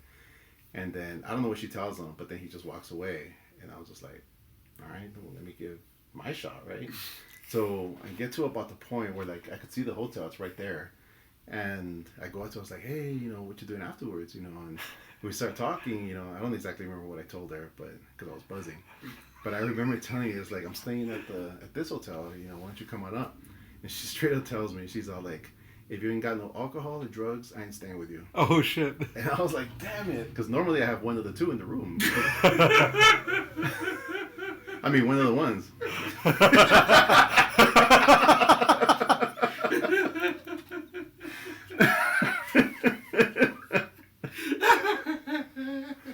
So I was like, I can give you a ride. I'm trying to like figure out a way, and she's like, if you ain't got it, I ain't going. And I was just like, damn it, so she takes off, and I was like, but maybe it's a good thing, because Oh yeah. if she was gonna go out for those only that reason, walked away with chlamydia or something. Oh yeah. Even though I'm probably immune now. that on a missing wallet, bro. Yeah, You gotta be careful, man. And it's funny because after that I took a trip to like northern New Mexico. I went to Las Vegas, New Mexico. Yeah. And it's a really cool town. One of my favorite movies is No Country for Old Men. Yep. The majority of that is filmed there. I stayed at the hotel, not the nice one, but I stayed at the other one where the massacre happened. Right. I didn't think it was gonna be a dump, but it ended up being a dump. I requested the room where the massacre happened. And I remember I walked in, I turned on the water, and the water came out brown. Oh wow. And I was like, I guess I'm not taking a shower tonight, I guess they don't use that row because everybody was staying on this side of the hotel, not on this side. Right. I did some photography there and everything, and sometime in the middle of the night, somebody was trying to open my doorknob. Oh wow. And I was like, what the hell, and at this point I was getting ready for bed.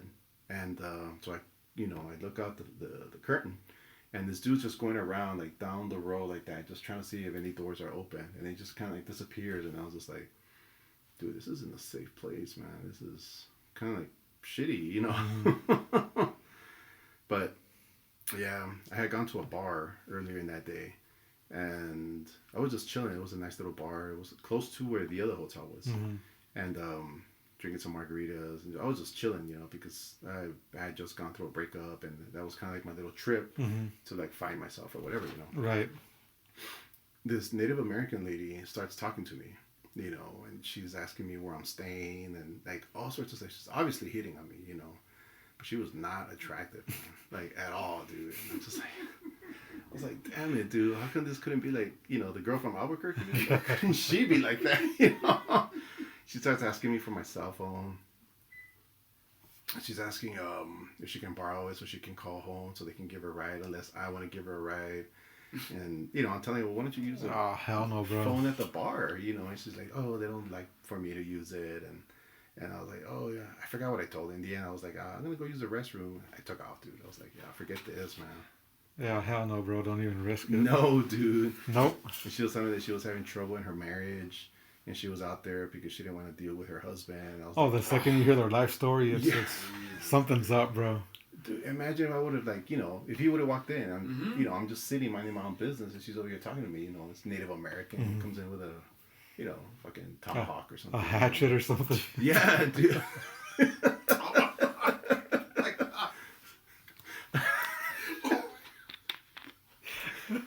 Yeah, so that trip was very interesting. That trip, from beginning to end, it was kind of cool. Yeah, we went to Las Vegas, New Mexico when I was in high school for some academic program we were in. So we got to compete at the university there. I think it's is it Highlands University or I don't even know, to tell you the truth. Or it might be Las Vegas, New Mexico University. I can't remember what the name of it is, but we went there for some academic stuff, and my brothers and my brother and my cousins got to go too. We all went. When we got there, we did every school that went had to do a performance, and we did YMCA by the Village People. but we did the dance from Wayne's World, whatever part it is, what part 1 or 2. We did the dance the way they did it, and good times, man. We had some good times out there. That city's beautiful. It's nice. Town. That little town square is nice. Yeah, I love the architecture of the buildings. Mm-hmm. It's like they're very, what is it, Victorian? Yeah. Some of the houses and stuff, the bricks that they use, and like it's beautiful. Mm-hmm. I wish I could have stayed there a little bit longer, just to enjoy the little town. But yeah, I didn't want that Native American lady stalking me. So we worked out there for a little bit too with the railroad. I was out there for a week, maybe 2, I can't remember. And one of my coworkers, we had bought lunch at Walmart or somewhere, since there's no restaurants in the area that I remember, or I can't remember why we went to Walmart instead. But one of my coworkers, he bought one of those like wannabe Subway sandwiches at Walmart. Yeah. And he left the truck door open. So all of a sudden you see a pit bull walking with a big ass sandwich in his mouth. Oh no! Even the dogs steal those. Yeah, dude. Damn. Like, you want half of mine? He's like, nah, I'm good, man. Like, and that's there? That was in Las Vegas, New Mexico. I don't remember any. I remember eating at this one. It was a lobby of a hotel, and the hotel was historic. I went there for coffee, but they had like a whole menu. I was like, yeah, I'll eat here. It was pretty nice. Yeah. I didn't see any dogs with sandwiches. I think we were staying in Santa Fe and making the drive over there is what it was. I can't remember. But yeah, so we packed our lunch with us that time around. And yeah. Yeah, that's crazy. Oh, man. I gotta tell you a funny story about... Talk to me, bro. So this one's hilarious. My dad, back to my dad. So at these Comic Cons, he usually shows up with a burrito, right? He's like, "¿Quieres un burrito de Food City?" I was like, hell yeah. Have y'all tasted the burritos from Food City? Hell yeah. Not Food City, but Vista Market. They get Fox down. Yeah. Yeah.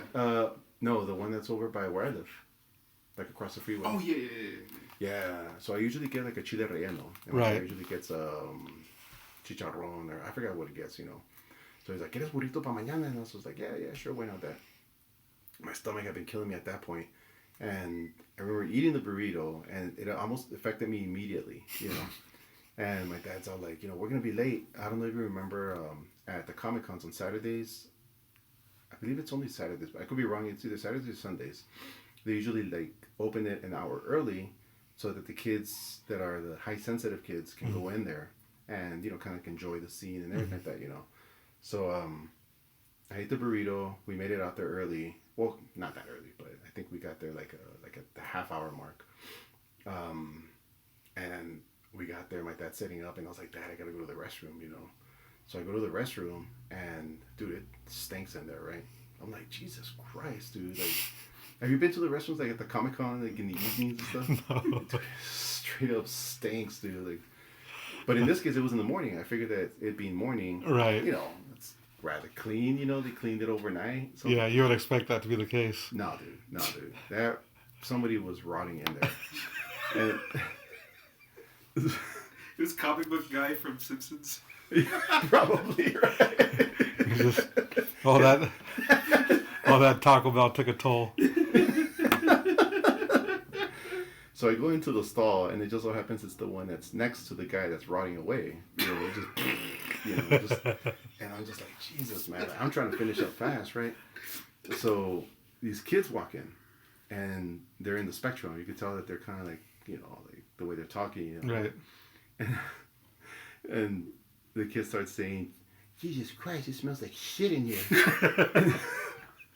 and so I guess it's our pee or whatever. It was like, holy fuck. It smells like fucking shit. It's like, fucking shit, it smells like shit. So they're cussing their little asses off, and one of them, like, he needs to use the stall. And he's like, fuck, I need to take a shit. And he's like, wait for me. He's like, fuck no, it smells like fucking shit. I'm busting a gut laughing, right? The dude next to me is probably embarrassed as shit, right? And I'm just like, oh man, dude, this is hilarious. How do I tell this to my dad without cussing? I've never cussed in front of my dad. But I go back over there, I'm like, Dad, the funniest thing just happened. And I tell him, about the special kids, and he's like, Los vistes? I was like, no, I was trying to look like in the stall, like, on the door to see what they look like, But it was hilarious to see them talking like that. Yeah. It was they were very competent as far as like the smells. Right. It smells like fucking shit.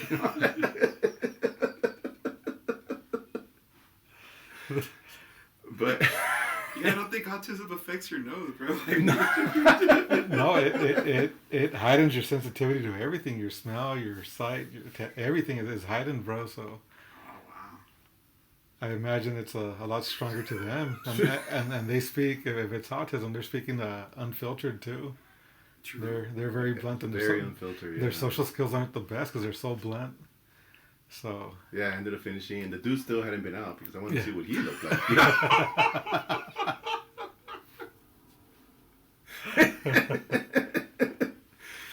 Just in my head, I'd be like, "Yep, that's what I figured."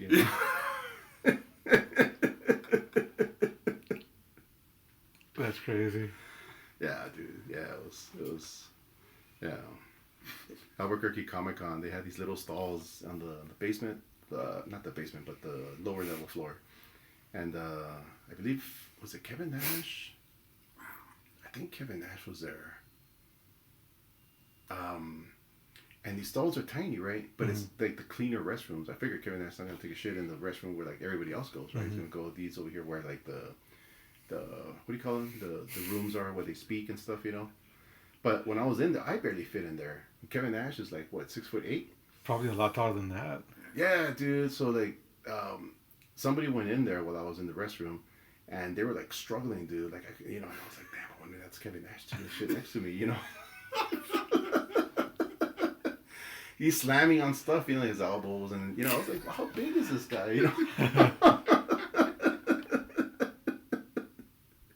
If you ever go to the Albuquerque Comic Cons, use the restrooms on the lower level. They're cleaner, but I can't remember if when we went we used the restrooms or not. It's advisable not to, man. Yeah. Yeah. And we were staying at the hotel that's like across the street from the event center where they have it. So I had bought a package where they gave you the tickets on the hotel, so worked out good for us. No, that's pretty good. Yeah, it was nice.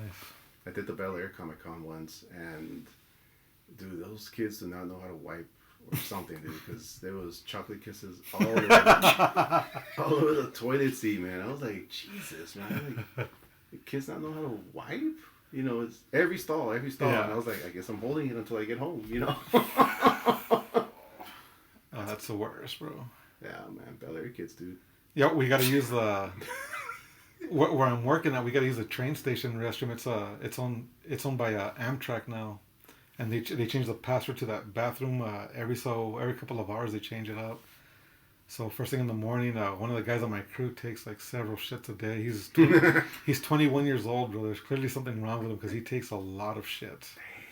Damn. But he's only keeps us updated. Oh, the bathroom key is this right now. It's that right now. And there've been times where, because I've been eating a lot less, so I don't go to the restroom as often as I used to. Yeah.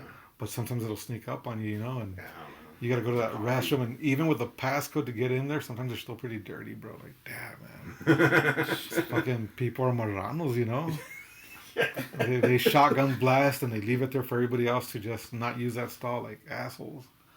Shinga. Imagine the person has to clean that. Yep. I'd be mad as hell, dude. Mm-hmm. I'd be mad as hell. I wonder if they ever get immune to that shit after a while of doing it. Like, it is what it is. But I don't think so, because, like, since, I work in the laboratory, and we get some of those specimens, and I've been doing them pretty much my entire life. You never get used to, certain things, man. It's like, Jesus, another one? Like, I know this guy. I smelled him at Comic-Con. This guy definitely is rotting. So you never get to the point where you got a bag of Cheetos on the side and you're...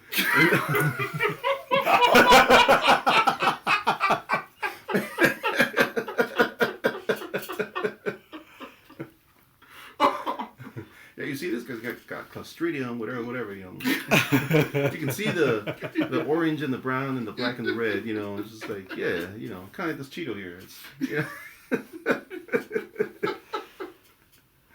No, I haven't got it. No, man. No. You never get. Do you get used to it? No, you don't. Yeah. There was this kid. I remember. I went to it was Albuquerque again, and I went to go use the restroom, and this dad was changing the diaper on his baby, and so I go to the stall. Well, I go to the urinal, and I'm peeing, and then all of a sudden the smell hits me. I'm like, oh Jesus! I was like, is that baby? It was the baby. He stunk up the entire restroom. I was like, dude, is that baby alive, man? Because I couldn't believe it, dude. Like, I couldn't believe how much it stunk the entire room. That's a baby, dude. That's probably taking turds bigger than the baby. What are they feeding them? Oh my god. Pound for pound, like, that kid probably stunk more than the guy that was rotting next to me. Pound for pound, dude. I love how he loves boxing so much. He's measuring shit stinks pound for pound. Best baby in his division.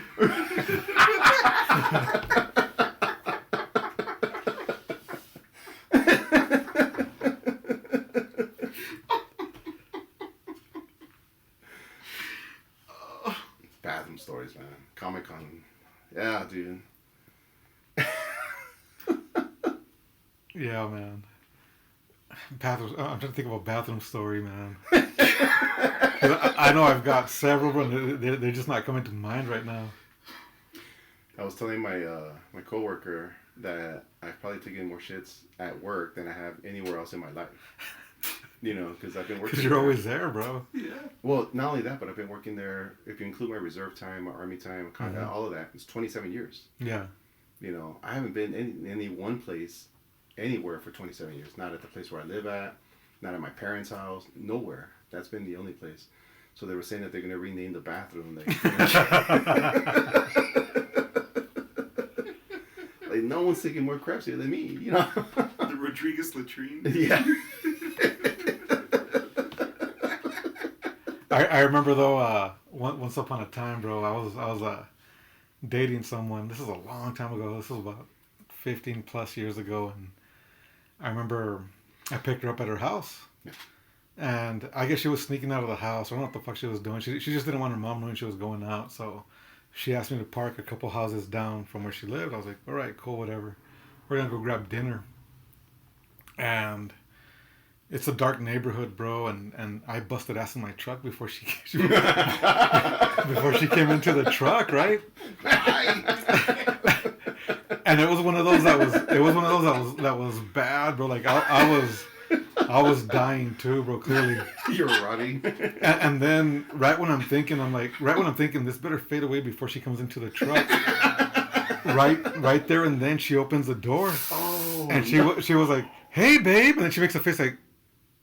And then she just gets in the truck, and then we just go about our business. But I clearly know what the fuck she smelled it, but I'm like, I'm trying to play it off, right? Stinky bastard. I'm trying to play it off. So then it was probably several months later. It was a long time after. I was like, hey babe, remember that one time? I think it was our second date. Remember our second date whenever we were gonna go somewhere and before I asked anything else, yeah, your truck smelled like shit.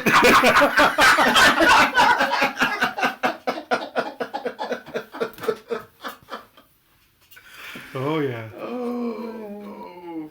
Yeah, man. What, you couldn't have waited, bro? Like, you couldn't... No, dude, it was one of those where it like, just farted and drove out down. Like, you weren't strategic about it, bro. Rolled down the window. dude, it's because to my recollection, I was expecting. I think I had just landed and parked at that sidewalk, but I had just got there.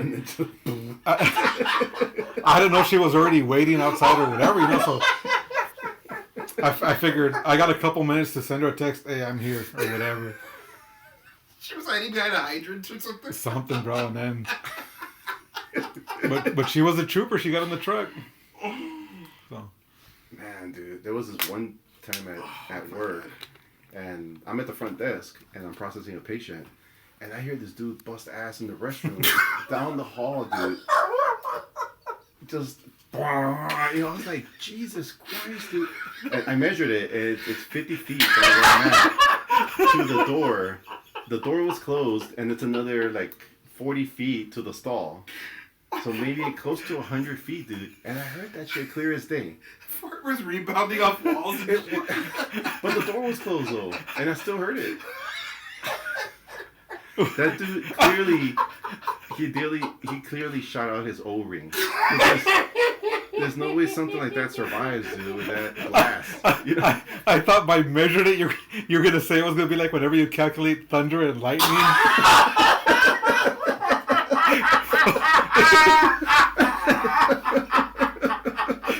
It was so many feet away.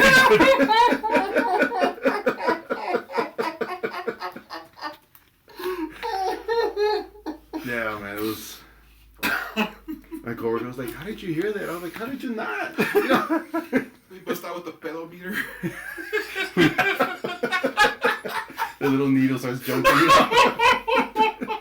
So in high school, bro, do you remember Alma Rios? She was my class. Rings a bell. So Alma and I had French class together. And remember, there were cliques back in the day, right? You had the Chetos, and the Chetos would hang out, the Cholos would hang out, the Fakes would hang out, the Rockers would hang out, different cliques. And in our French class, we had the fat Chetas were in our class, right? And one of them, I think her name was Jessica, I can't remember. But I got in trouble because Jessica farted in class, bro. Because I fucking started laughing my ass off. Why do you not? But it was honestly, it was like I saw it in slow motion, and Alma is laughing because I'm laughing because, dude, it happened in the whole class must have heard it, but nobody reacted to it except for me. Yeah. She's laughing that I'm laughing. But dude, because me and her are talking, we're sitting next to each other, or I think I might have been in front of her. Because she was looking in my direction while we're talking, but I started looking forward, and I clearly see this chick. She was dressed. She was showing legs that day, whatever, like gordita, but she crosses her legs. So I saw it in slow motion go.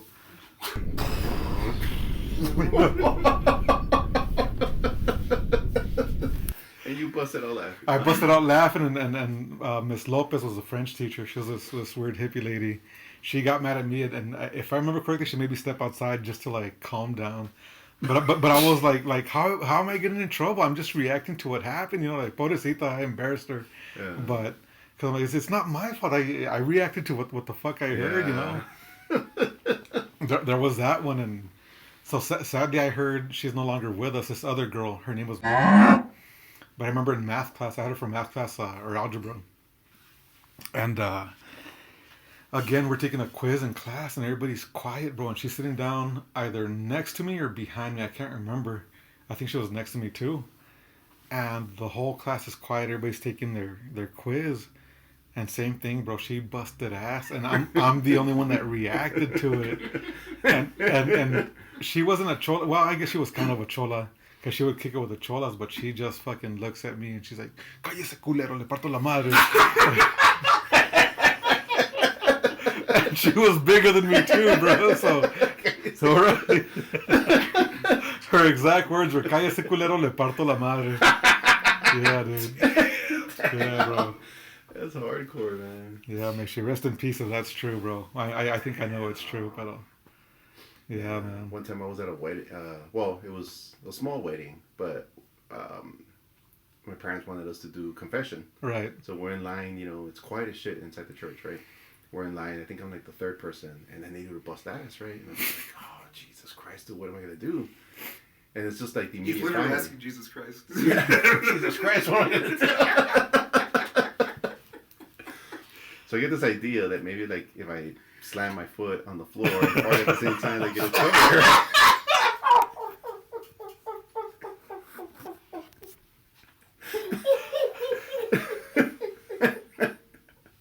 The old distraction technique. The old distraction, yeah, man. So Burp. So I slam my foot, and the family's like, shh.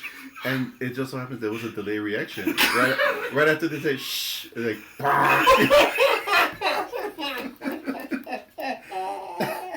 everybody busted out laughing. Dude. I was like, oh, man, dude. It smelled like sulfur in here. The devil's. The chamuco, man.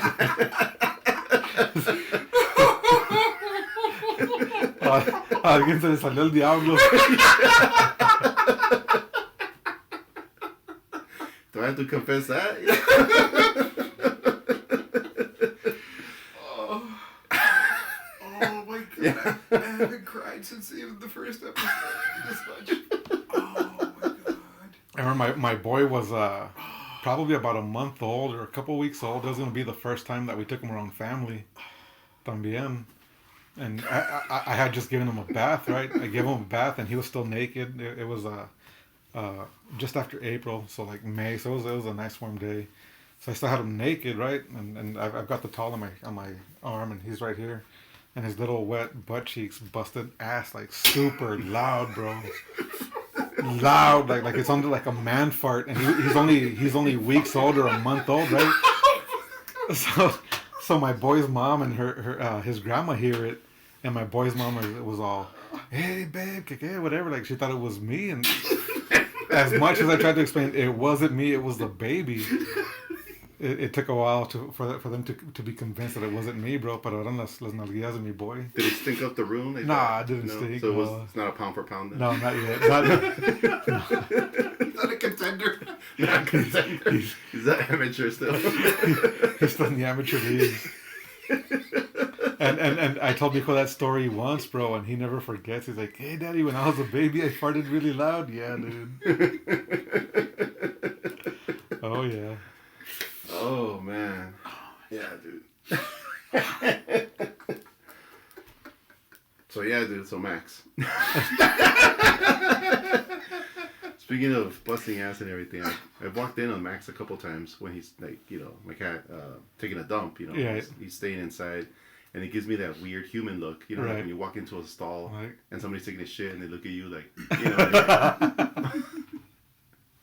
So it's funny because I kept doing that to him, right, to mess with him. And then one of the times I had to go take a shit. So I go upstairs and I put the little blocker and stuff, Somehow he got through. And I have the door open as I'm taking a shit because I live alone. And he comes in and he just sits there. He just stares at me. And I'm just like, so that's how that feels.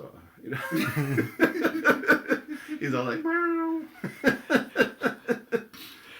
Yeah, man, that cat, dude. Yeah. The crazy thing is, we had no idea what we were going to talk about, and I just told Rene, you got to wear that shirt today, and the fucking... Wow.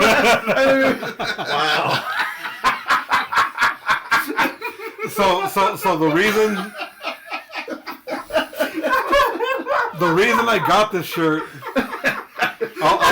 I'll explain this shirt. The reason I got this shirt is a social experiment. Oh my god. The reason I bought this shirt is a social experiment because I'm flying to work or from work back home every Tuesday. Yeah. So I'm hoping if I wear this shirt on the airline, nobody will sit next to me. There it is, man. That's the logic behind it, bro. I'm gonna see if it works. Unless it's an overbooked flight. Unless it's a booked flight, then, dude. So a couple hitches ago, I was flying. I worked a lot of days straight. I can't remember. I think it was 16 or 17 days straight.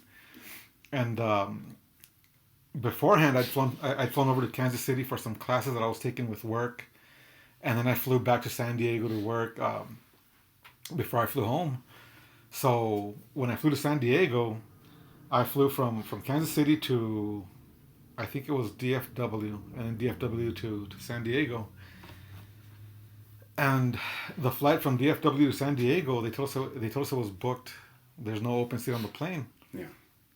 And I got seated at the very last row because it was like I didn't check in on time. I had forgotten to check in. So the first available seat that I got, and I like aisle, bro. I don't like window. I don't like center. If I got to go to the restroom or whatever, I like to be able to go without having people move out of the way. Yeah. I always get the aisle. But they told us it was sold out. Oh my God, bro. That seat is empty for the longest time. I'm like, oh shit, there's nobody else getting on the plane. You know, I'm gonna be good. There's nobody sitting next to me. And lo and behold, bro, they were not taking off. They're waiting for somebody. Oh no. It was a very heavy set lady. Oh. A very heavy set young lady, bro. And it sucks because so I do have my knees facing outside into the center of the aisles, right? I mean not the center aisle. The walkway. So I'm like that, and I can't even be comfortable either way. Yeah. And they don't use the carts no more for the drinks on Southwest no more. They got trays now, and I kid you not, bro. I'm over here like this because that's how big she was, bro. It sucked, bro. So I'm like this into the center aisle. I got hit in the head twice with that tray, bro. Damn, man. Wow. But it sucked, bro. It was terrible. That sucks, dude. So that's why. Hopefully nobody sits next to me wearing this They shirt. probably won't, man. They probably won't. I know if I see that, I'll be like, yeah, let's get somewhere else, man. But dude, but speaking of, so I've been flying so much with work. Not the last several years, but before then, similar to now, I would fly out every Monday or Tuesday, depends on what crew I was on. It was either work Monday to Monday or Tuesday to Tuesday, so I'd be flying a lot too. And you do catch people passing gas on the planes a lot, bro. And you can usually tell who the guilty parties are because they're the ones that are like looking left and right to see if anybody caught it. And I was always one to for sure always go pinche gente marrana or whatever, you know, when like you start covering her. Dude, I remember one time I was in Vegas and there was like these four like hot girls. They were like little white girls wearing the little dresses, you know, and they were like walking in front of us. And I forgot who I was with, but I guess one of them busted ass, and because it smelled like straight up shit and perfume, you know. And I was like, no, like I couldn't believe that any one of those four hot girls busted ass. There's no way, you know, because girls don't shit, you know. Not hot ones. Not hot ones. One of my friends brought over this one girl one time at a party, and she was a cute girl. She was from Juarez. At the time I was living in a 2-bedroom. The 2 bedrooms were upstairs, and the one bathroom was like right there in the living room. And so I think it was for a fight. So we're watching a fight and everything. The girl goes into the restroom, and then you know, as time goes on, people use the restroom and stuff, you know. And like the girl that I was seeing at the time, she goes in there, and then she comes out. She's like, "Dude, your bathroom smells like shit." And I was just like, "Wow. I don't use it, dude. It's one of you all, you know." And everybody's like, no, it wasn't me. No, it wasn't me. Whatever like that, you know. And so fast forward to the morning. My friend takes off with his date. And he's like, yeah, we're going to go. We're going to mess around, whatever, you know. And I was like, all right, cool, whatever. In the morning, I'm cleaning up. And then I go into the restroom. No, but the girlfriend at the time, she goes into the restroom. She's like, dude, your bathroom still smells like shit. And I was like, what the fuck? So I go in there. I see where this is going. I go in there and I was just like, damn, it does smell like shit, dude. And I'm thinking like maybe somebody took a shit and they missed and it's like on the floor somewhere, you know, or whatever, you know. But no, it turns out that I guess she's from Juarez. Yeah, I know where this is going. Yeah, when she wipes, she throw it in the trash can. Oh. So there's all this shitty toilet paper in the trash can. You know, and I was just like, oh man, I was like, who the fuck did this? And then, you know. So naturally, I had to make fun of my friend, you know. Yeah. Like, I hope you didn't go down under, dude, because she stunk out the restroom, man.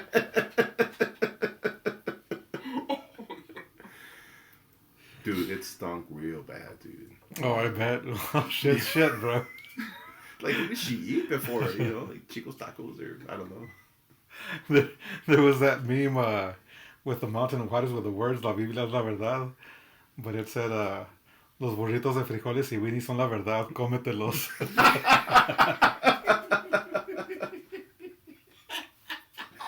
Cómetela. Oh, man. She had burro medallas before she came over here. She had something, dude, because, oh, man, dude. It was pretty rancid in there, man. Yeah. I think that's been, like, the stinkiest restroom I've ever, I had to clean. You know, all those parties that I had and stuff, And that's some wild parties. You were there, but for some reason, that's the only one that stuck to me as far as, like, young ladies, They're not P. Diddy parties, are they? No, no baby oil. You don't hold a candle to what Gabriel throws, bro. The naked party. We went over that the last one, man. Those were... yeah, in about 20 years, I'll be in P. Diddy shoes talking about the way this country's going. I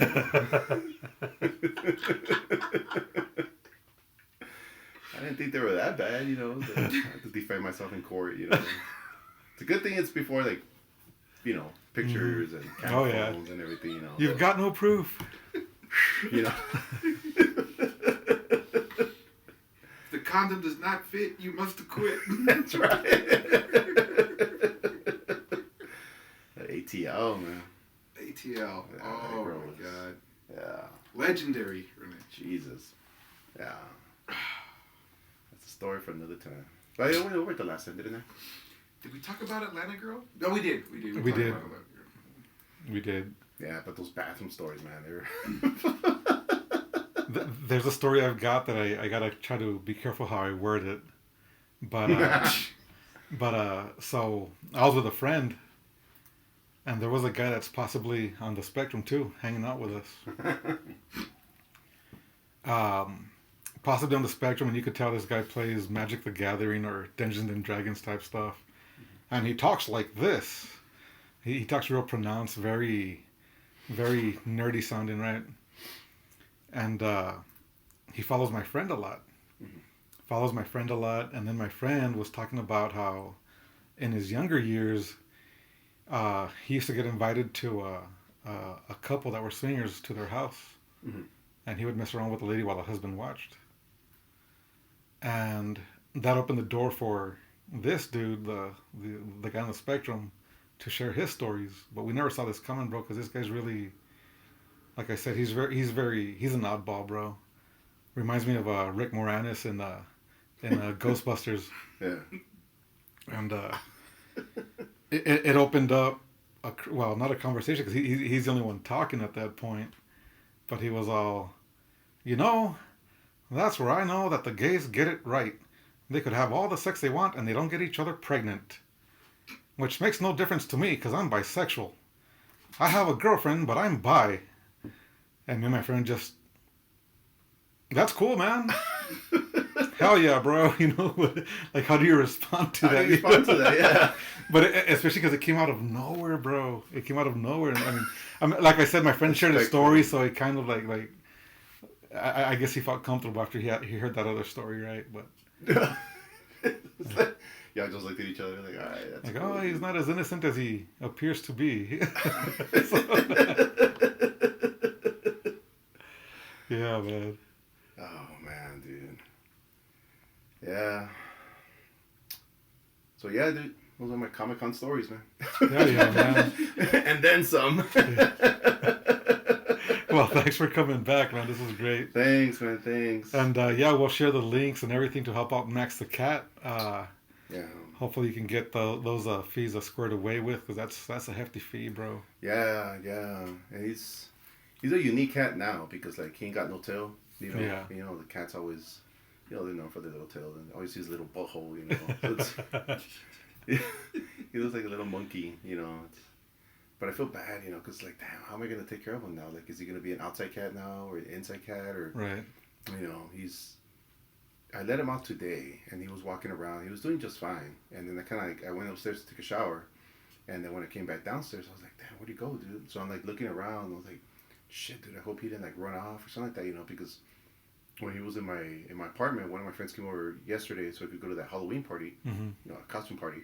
and he took off running. He went in. I found him under the bed, and I was Mhm. just like, "Is he afraid of people now, or like what's going on with him?" You know. Traumatized. Yeah, and that's what I'm thinking. You know, but he's also like very shaky with his little back legs. Right. He doesn't have the coordination just yet, so. And it sucks because like he was a very active cat. You know, he would jump from the tree to like the rooftops, and I hear him at night. You know, just running at the rooftops, and you know now he can barely like walk up a wall. And Oh, stuff, wow. You know, so it kind of sucks. You know, but I don't know what's gonna. I don't know, man. Yeah, I'm hoping that the raffling of this piece helps out with like a lot of the bills and you know the debt that I have as far as that. You know, and future care because he's still. I mean, there's still follow-ups and everything. And major surgery, you know. I'm planning this comic book that I want to do, you know, with my little tailless cat. I'm planning a few future things for him, you know. I want to do like a sticker, like support Max or something like that, you know. Maybe I might get into the whole like, you know, like helping out pets and stuff. You know, I need to find somebody trustworthy that I can go into that and have Max like be a part of that. Of course, he has his Facebook page. Yeah, man, I have no idea where it's gonna go, but for now, it's the raffle and the GoFundMe. We'll see where it goes, man. I'm still very new to this part of you know selling art, doing it for a cause. I've never really done it for a cause, but now I have a cause. Yeah. We'll see how it goes, man. And Yeah, hopefully with this podcast and everything, it'll show some of that awareness. Yeah, hopefully we'll get everybody to show the hell out of it and get as much help as we can get. Yeah, most definitely. It's all for a good cause. It's all for Max the cat. Hopefully he still has several of his 9 lives left. Yeah. So. I think it's towards the end, man. Pobre cabrón. Pobre dude. He's been shot at. He's been lost his tail. He's a thug, man. He's poor cat, dude. But he's still here, so let's try to help him get better, man. He's still here, man. He's still here. Well, again, brother, always a pleasure. Thanks for dropping by, man. And thanks, man. Thanks for having me. And again, you're always welcome, bros. Just hit us up whenever you want. So, this has been Rene Rodriguez with the Long Story Longer podcast and our very special guest, Chuco Chamuco. So, love you, brother. Peace out, man. Thanks, man. Thank you so much. Awesome. 1.